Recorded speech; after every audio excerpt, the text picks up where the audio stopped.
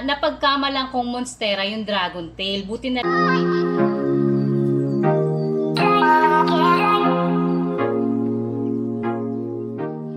Hello guys! Welcome back sa ating channel. Ayan, maraming po munang salamat sa inyong lahat sa patuloy niyo pong pagsubaybay at pagsuporta po sa ating channel, no?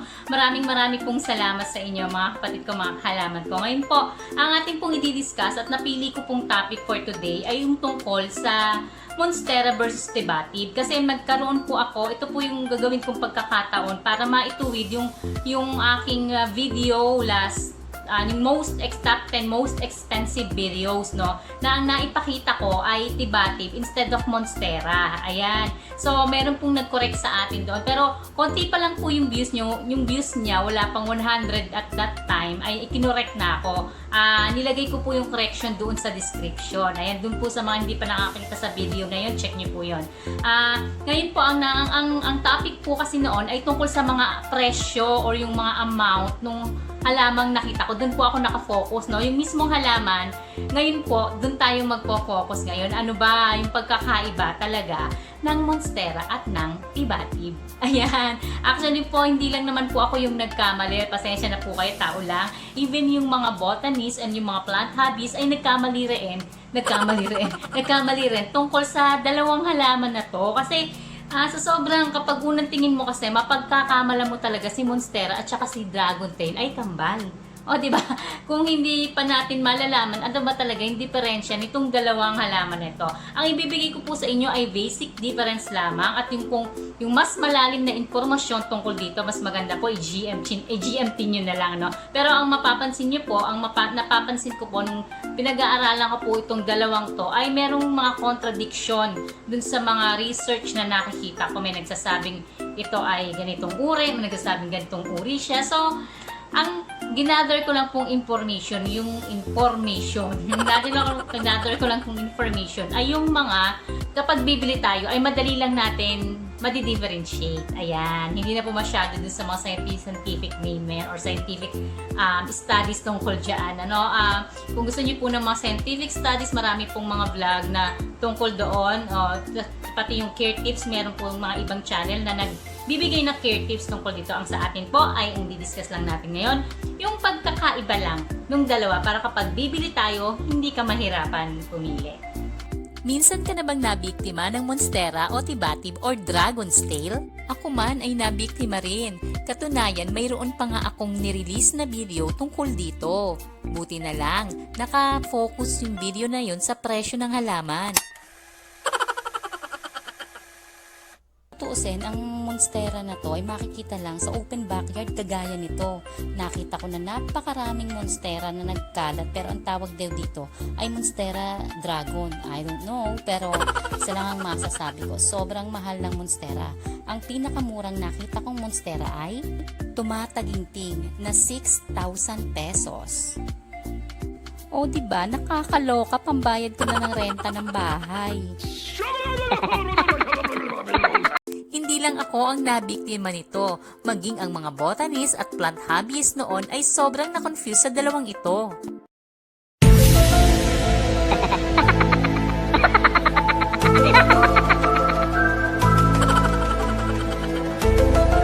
Ang resulta ay pagkakaroon ng misunderstanding sa tunay na identity ng Epipramnum pinnatum. At ito ay nagresulta ng 24 known synonym names, same plant, other scientific name. Pero ang adult form ng dalawang species na ito ay hindi magkamuka dahil madalas nagbabago ang itsura ng isang halaman through morphogenesis o natural variation. Ngayon ay atin ang alamin ang pagkakaiba ng dalawang ito.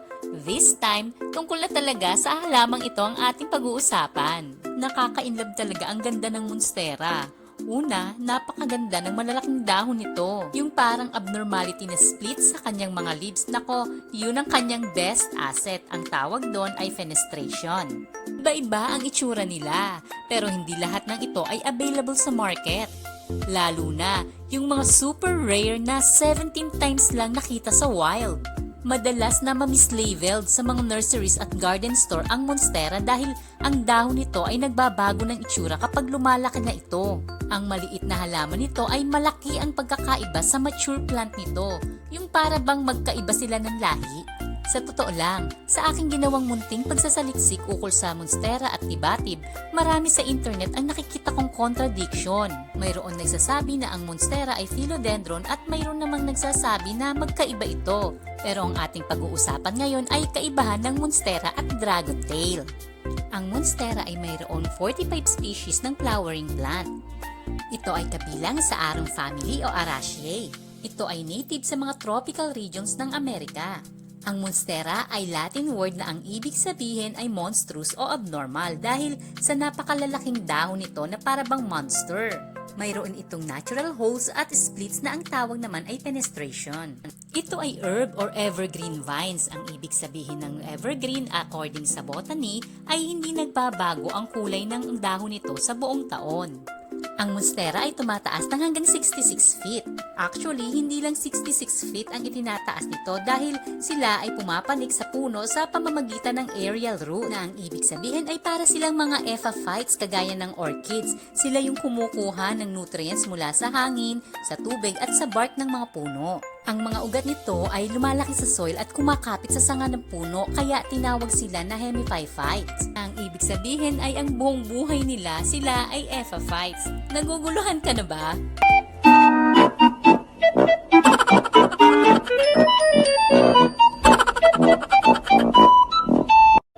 Ang dahon ng monstera ay alternate, leathery, dark green at very large.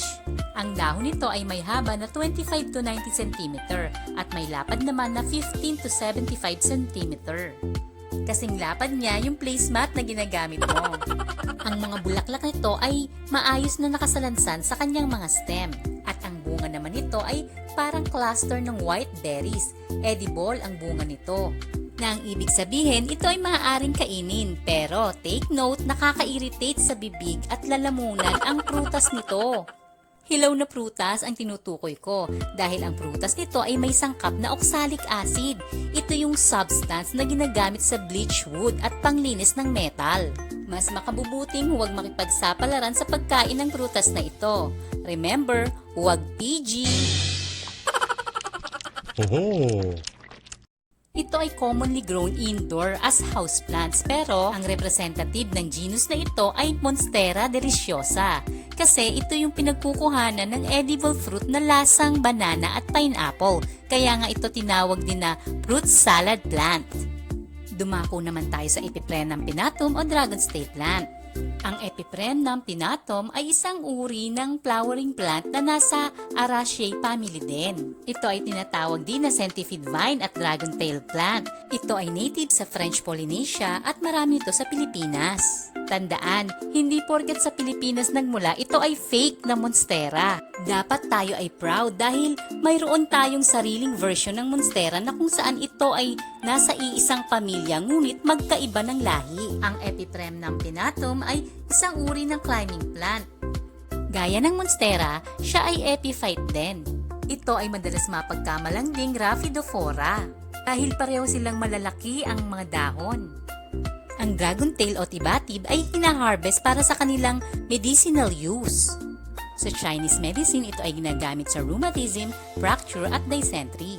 Ang katas ng dahon nito ay ginagamit sa malaria. At ang stem juice nito na hinaluan ng tubig ay sinasabing ginagamit sa mga joint problems, fractures at dislocation. Ang pinagbabara ng dahon nito ay ginagawang gargle para sa mga gum inflammation at tooth abscess. Ang dragontail ay isa ring evergreen vine na tumataas ng hanggang 1 meter. Ito ay invasive at tumataas ng hanggang tuktok ng puno. Sa totoo lang, hindi mo kailangang bumili ng napakamahal na monstera para ma-achieve ang jungle theme na gusto mo sa iyong garden. Ang dragontail o tibatib ay sapat para mabigyan ng cool, exotic at bongacious look ang iyong garden.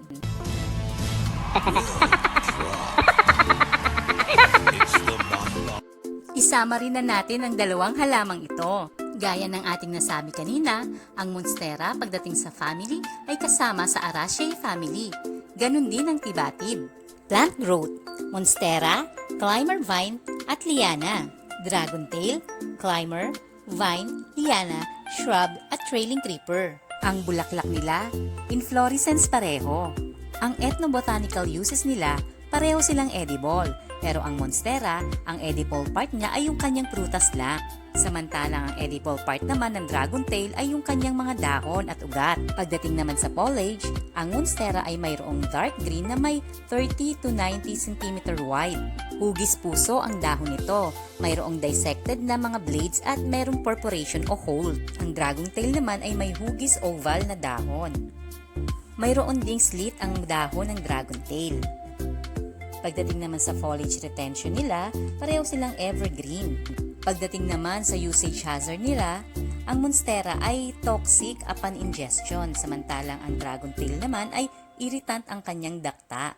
At lastly, sila ay parehas na drought tolerant, ibig sabihin hindi mo sila kailangang diligan ng diligan. Ngayong meron na tayong kahit konting kaalaman sa kaibahan nito, good luck po sa pagbili ng inyong mga monstera o dragontail. Tandaan, ang parehong alamang ito ay napakagaganda, ngunit magkaiba ang lahi nila. Parang tao, lahat tayo ay magaganda, pero magkakaiba tayo ng lahi.